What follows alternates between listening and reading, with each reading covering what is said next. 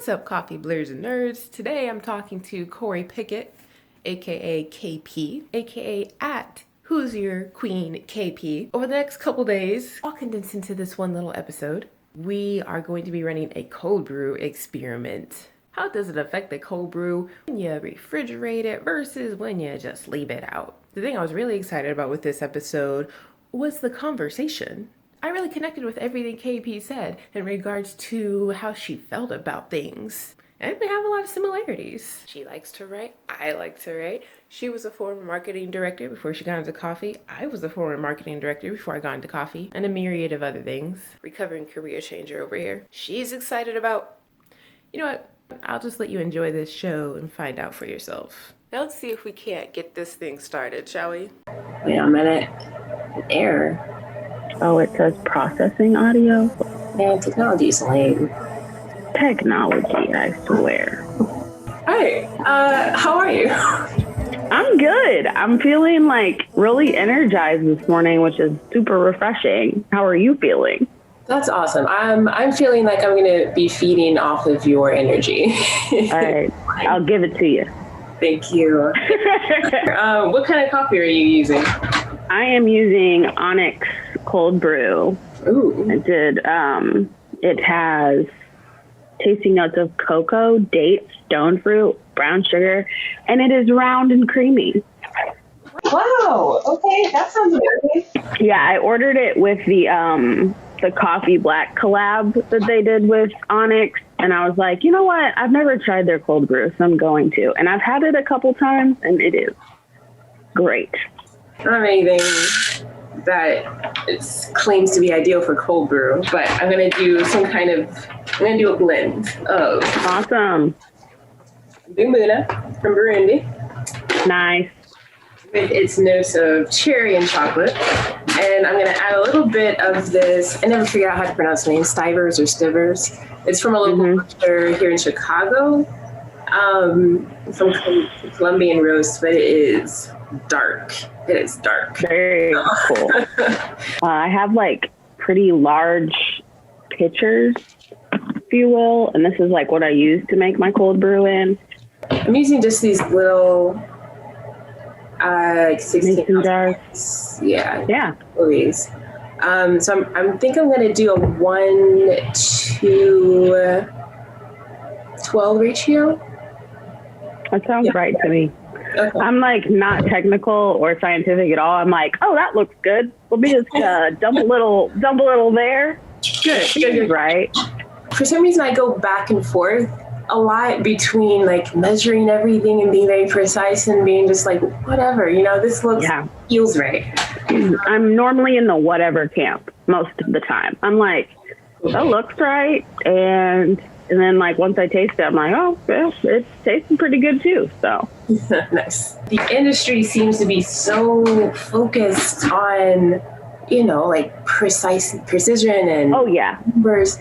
And it's like, it seems that the only reason, maybe not the only reason, but a big reason that that's the case where that like wins over everything else is because white people.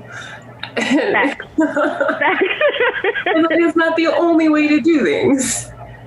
I think I told you, like, I taste in color. So, like, doing cuppings has always been basically just a ridiculous time for me. Because I'm like, I'll be sitting at a table and literally people are, like, giving these, like, fruits I've never even heard of. And I'm like, is that the color purple or is that, like, a pink color? Because I have no idea.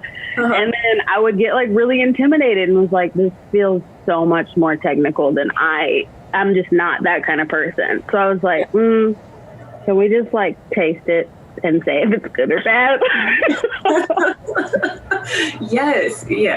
Like it took me the longest time to recognize like a fraction of all the like notes and words that would be tossed around. It's like, I don't want to spend all my time trying to learn the way y'all are doing it. Can you tell me more about this tasting and color thing? Yeah, so it's just kind of like, I guess it's called synesthesia or something, or maybe that's when like you hear color, but it's something along those lines. But whenever like I'm tasting like it doesn't, I don't really notice it with like just regular food, but if I'm trying to taste like coffee or wine or something that I'm like really trying to use my brain to taste, that's when I notice it. And it's like, I'll just kind of experience like hues of just like whatever color. So, but it correlates usually with like whatever it seems to taste like. Like this cold brew tastes like very maroon to me, like when I've had it in the past. And that's, I mean, kind of on like it's cocoa, it's dates, it's stone fruit. Like, so when you think, or like, I kind of think that when people do packaging, they don't really realize, but they kind of make it the color that it tastes a lot of times. Like I had a coffee from Three Keys and I don't even remember which one it was now, but the packaging is like a blue and an orange.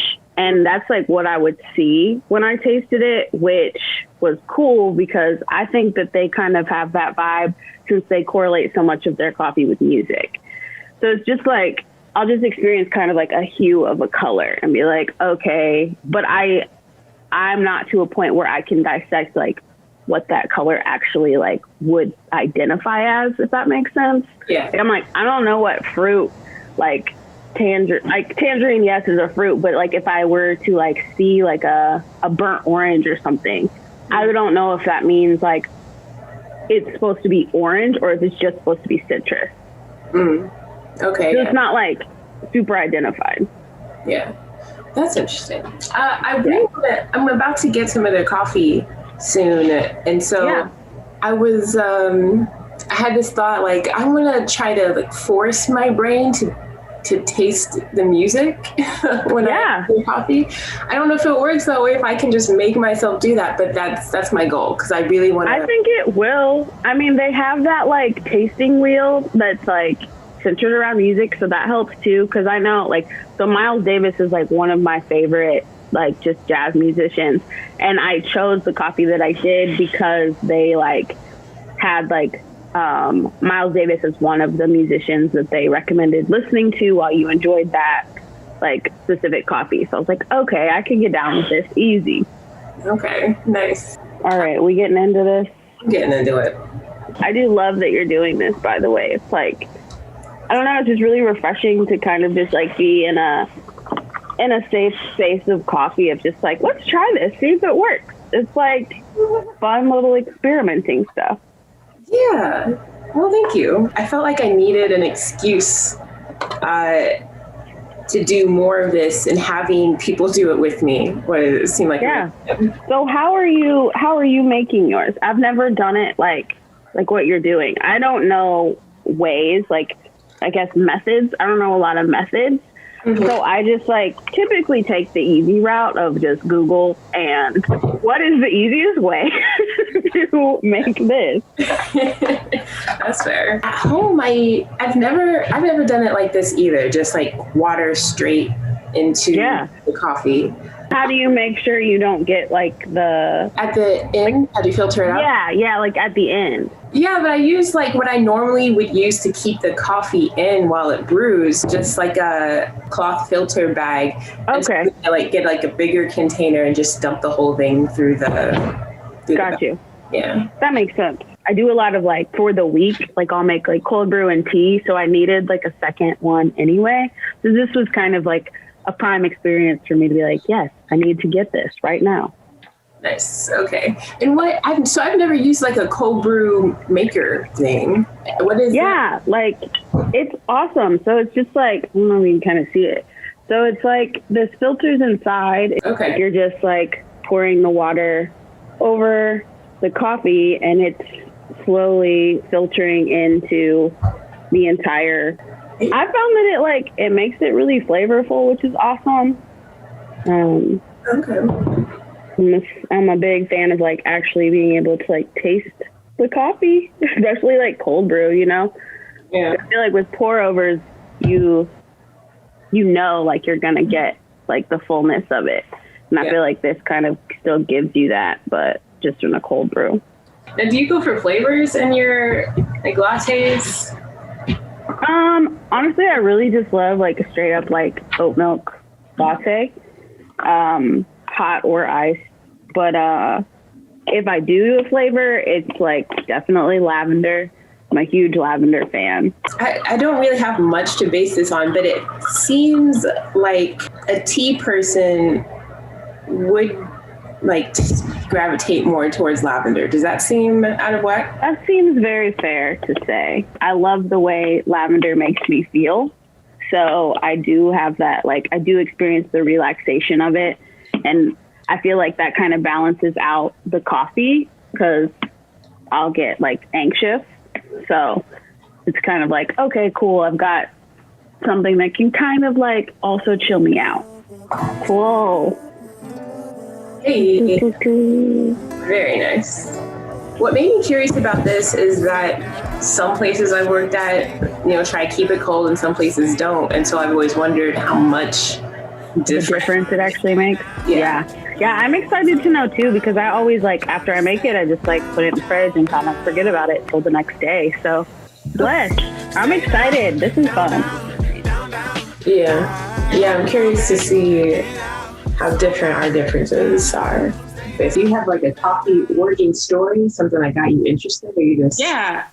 So it was like 3 years ago, I left my job in corporate America. I was a director of marketing, and I didn't have a plan, and I knew I needed, I knew I needed something to kind of like float me through whenever like my creative endeavors weren't enough. And I loved coffee, and I would like always go to this one coffee shop on my like work remote days, and that's where I'd work. And one day I was just like sitting there, and I looked at them, and I was like, "Can I work here?" And they were like, "Oh, like do you have like have you worked in coffee before?" I was like, "No." Like I was like, "But I need a part-time job, so I just think that this would be fun." And they were super kind, and they were called Indie Coffee Roasters, and they're just great humans. They've like really been supportive of my entire journey. So I stayed there for like almost 2 years, and then I got offered like a management position, at a brand new coffee shop, and they I've got my morning voice because I haven't had my coffee yet. So, they were like associated with a nonprofit, so it was really in line with what I wanted to end up pursuing for myself. So I took that position, and then quarantine hit, and I was like, I think it's time for me to get out of like the coffee in terms of standing on my feet all day, because I have like chronic pain. And so I would like really, really struggle. It would take me like 2 days to just recover from a 1 day shift. So, but I was like, I loved it. So I was just pushing myself. And once quarantine happened, it kind of felt like my sign of just like, okay, like I can still love coffee and somehow be a part of the community, but not be on my feet all the time.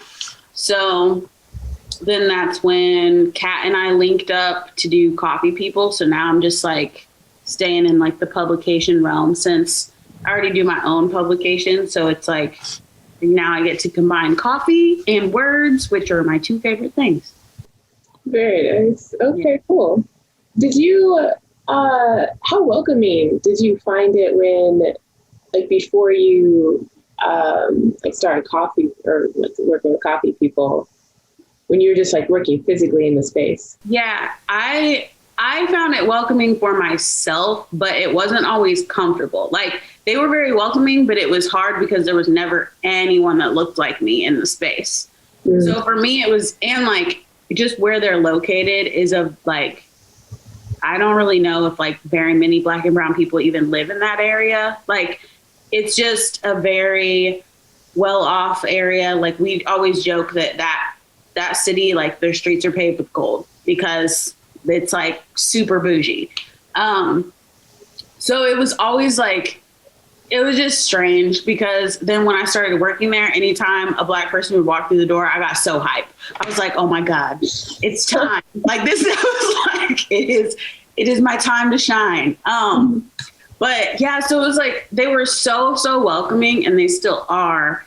It was more just the discomfort of like, all right, there's like, where are my people at? Like, where And at one point, I remember somebody was like, well, Black people don't drink coffee. And I was like, I'm here. Like, what do you mean? I was like, 0 cents.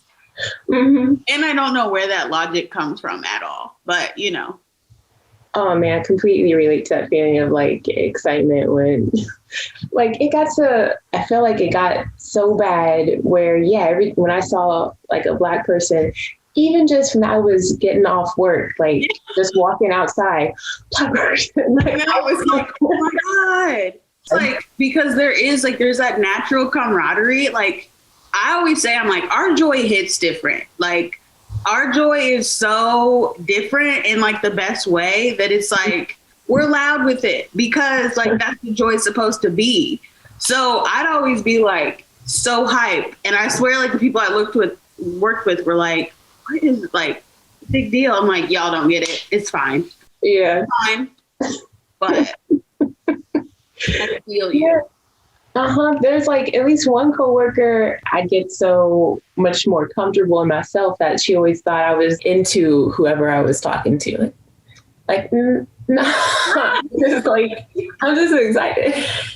Like, I just see me actually be real right now for a second. Don't confuse that for anything else. Right. Yeah. It's wild. And I think like, really the only time like I really struggled in that space was like whenever I would change my hair. It would just really bother me that was just the main topic of conversation for like a week. And it was just like, I don't give any cares when y'all get a haircut.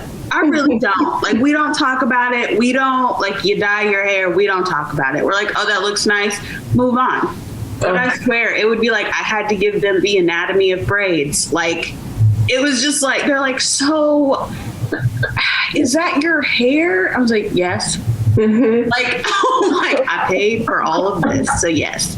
And then it would just be like, but like, how long does it last? How, like, just the normal questions. And I would just get irritated. Like, I don't want to talk about this. Like, I just want to be at work drinking coffee. We could talk about anything else other than my hair. Sometimes there'd be someone who would like say something, but I could tell that they thought they were being like, I don't know, some kind of like alley, like they would try to make it big deal out of being casual about commenting on my hair. You don't have to do anything.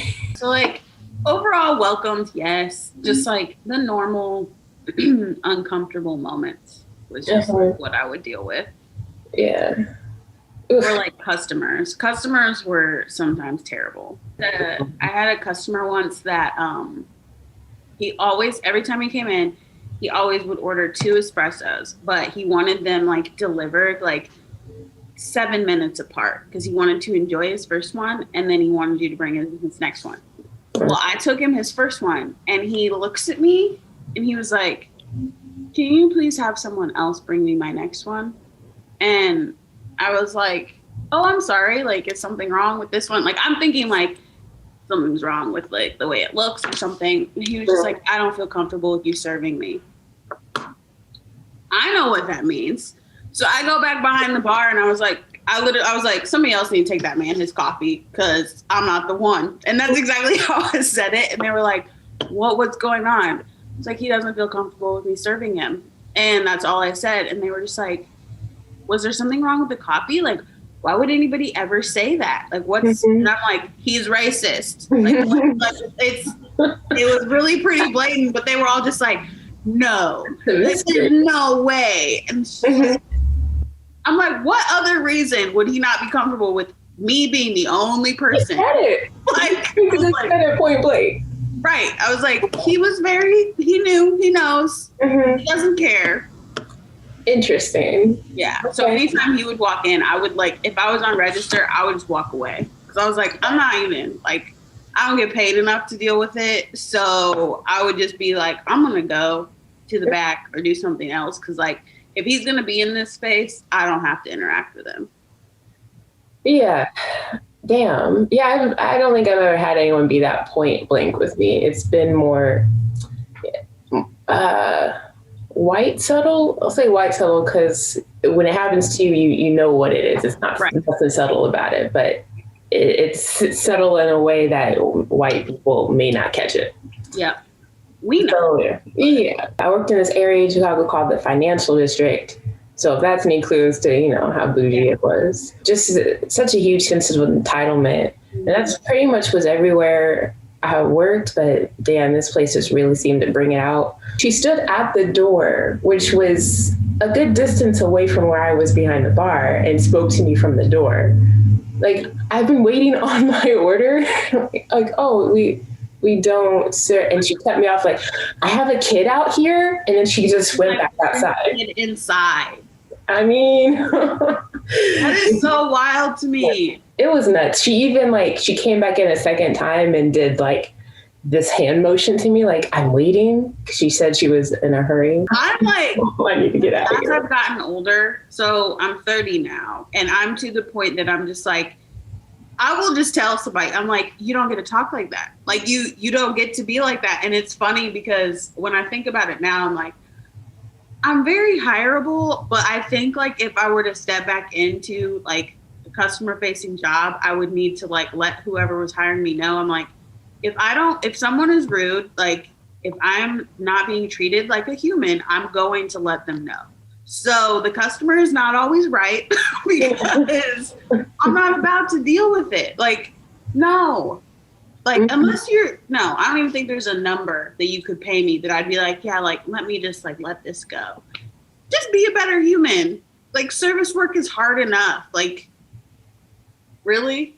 And like, the people that are rude like that usually don't tip. They don't. So I'm like, you want me to put up with this for just the regular wages? No. No, thank you. By my last coffee job, I was like, letting people know basically without directly letting them know that I'm not here for your bullshit right now. All right, let's try some coffee. Which one do you want to try first? I'm gonna try this room temp one first. I can get some like cheers.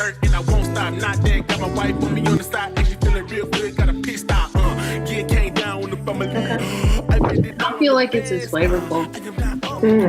Like when I'm like thinking about what I would expect it to taste like, it's just kind of like, okay, you know what it tastes like? This is gonna sound so dumb, but because this is what it is, it just tastes like coffee with water.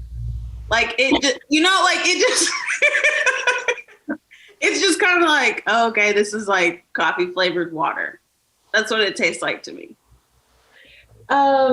Yeah, I feel that.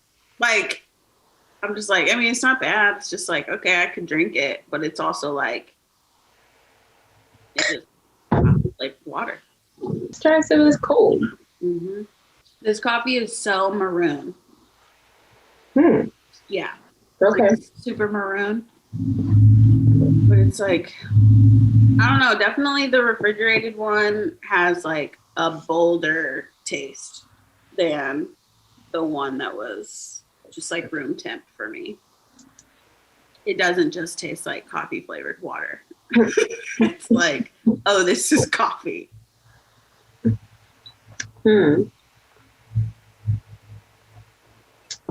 Interesting. I'm having trouble.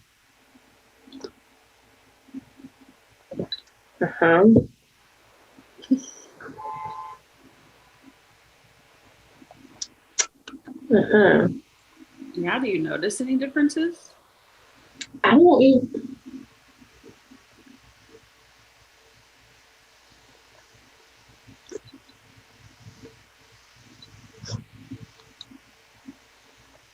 Damn. I mean,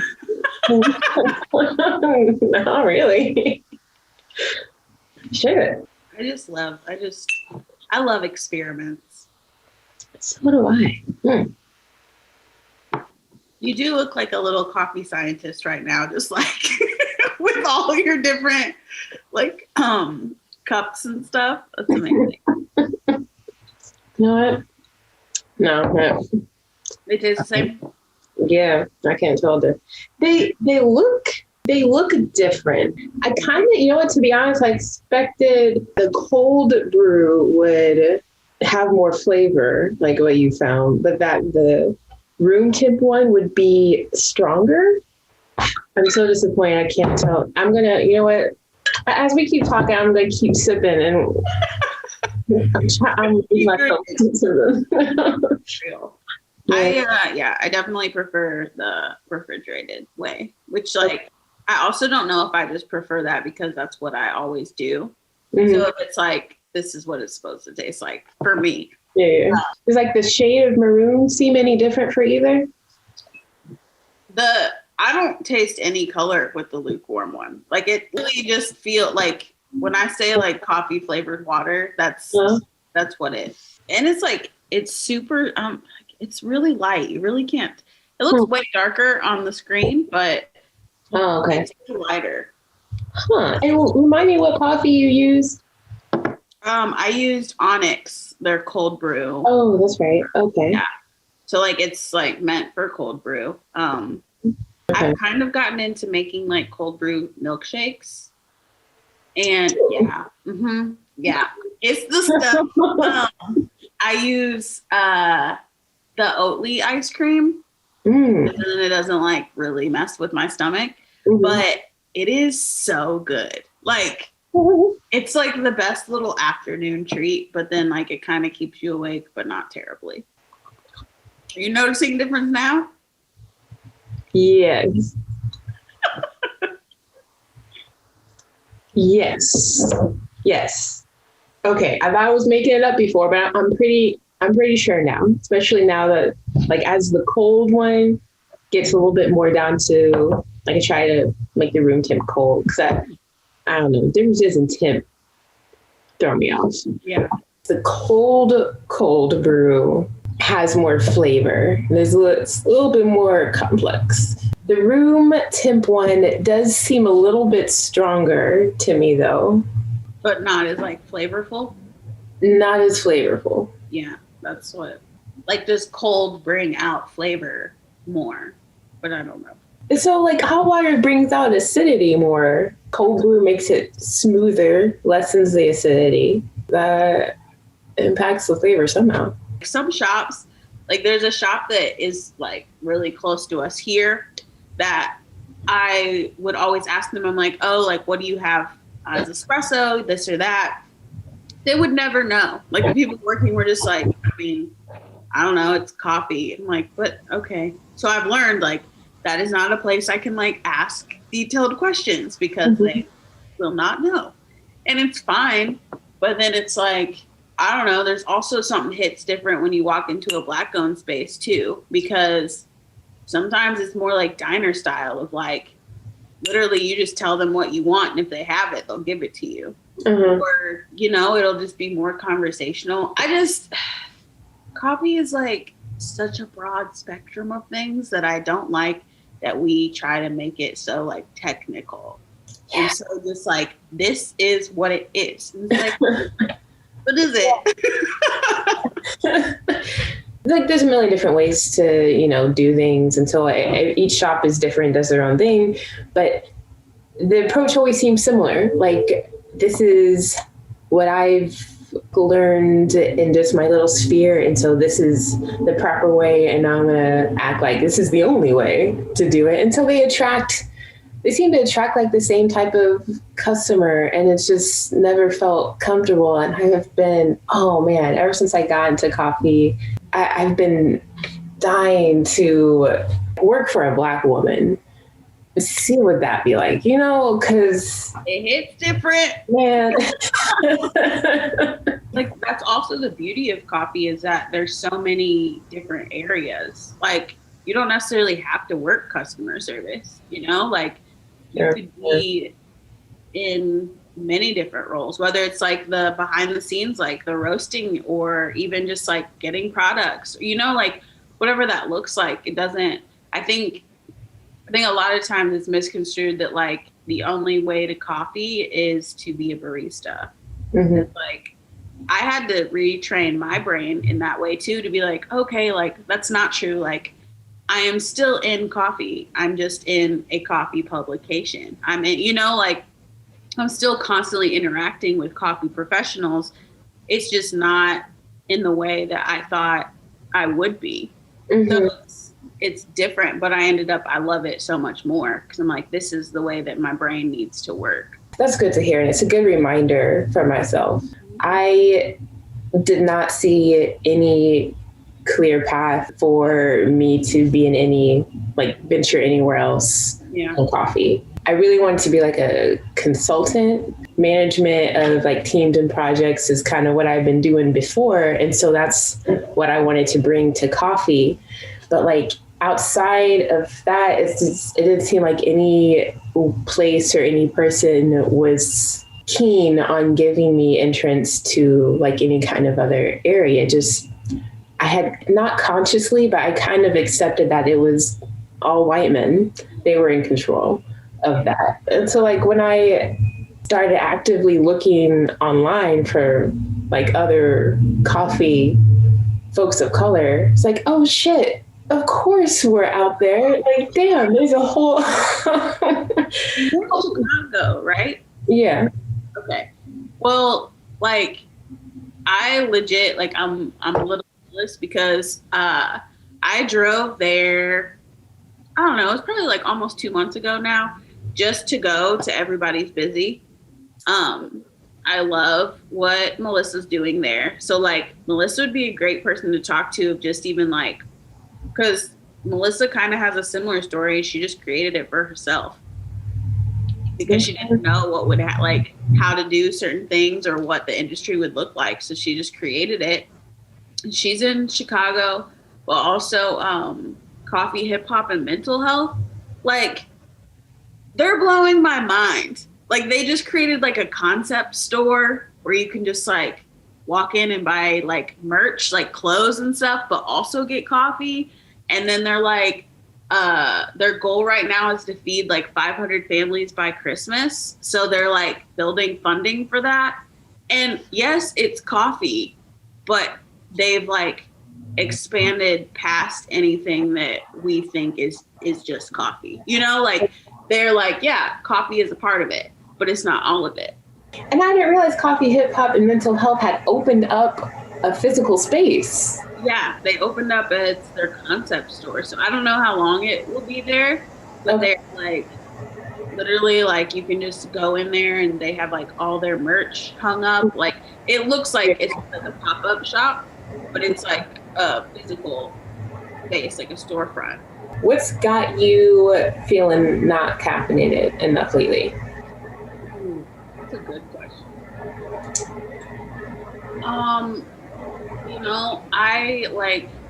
I was writing about this yesterday because my theme for my zine is what got us through this year. And I was trying to think about like what has gotten me through this year. And I just like, everything I would write would just be like, I'm tired. Like, I was just like, I'm so tired. Like, I am so tired. And I've been trying to explore like why, like what is making me tired. And it's mostly just like exhaustion from not having like tangible community. Like everything has to be so virtual these days. And I'm a person that even if we're not talking, because I am an introvert, I just want to be like in the same space as people that like are my people. So like not having that close proximity somehow is like making me feel so much more depleted than ever before. And I didn't even realize how much I like really needed that and loved that. Mm-hmm. But also just like I found that I'm like really frustrated that people think that like this whole civil rights movement is just like over and fizzled. That drives me absolutely bonkers. But then I also don't have the energy to keep educating people. Like I just don't. I'm like, y'all, I'm tired. Like, I'm like, those like memes is like, sis is tired. Sis is me. That is like, hello, I'm tired. So yeah, that's the main, which like still goes back to community. So I feel like overall, like lack of genuine like community and like being able to like actually experience like a room full of laughter, a room, you know, like a room full of joy, that I'm just like, can we please not have to worry about this? But that's just not where we're at. Like, not everybody's our people. Like, and when I say our people, like just even people that are just like-minded. I don't care what you look like. I'm just like, I don't have time to sit here and try to convince you that I matter. Like, just like what you were saying, like, that's exhausting. Why would I take all of my energy to convince you when I know who I am? So let me just surround myself with the people that get it. Mm-hmm. Like, yeah. I mean, time is valuable. I remember someone once told me that, like, if you're saying you don't have time for a certain project, it means you're not prioritizing it. When I say these days that I don't have time for something, I think of it in a mindset now that, like, I'm not prioritizing this thing. Like, you make time for what you want to make time for. Yeah. And like, I think there's a difference of just like understanding you don't have to feel guilty if you don't want to make time for something or someone, because not everybody really deserves your time and energy. I've had to learn that a lot this year, just like boundaries of like if a certain like person was like calling me or whatever, if I felt I really don't want to answer this call, okay, I don't have to answer the call, you know? But like previously I would just like grit and bear it and be like, all right, let me just like answer this, get it over with. But now I'm like, why? Just don't have time anymore. I don't want to do this, so I'm not gonna. Exactly. With the sing-song voice and everything. Because that's just like, I don't want to do this. Nope. This has been a joy. Yeah, same. It's been a great way to start the day. And we'll have a great day. Thank you. You too. Adios.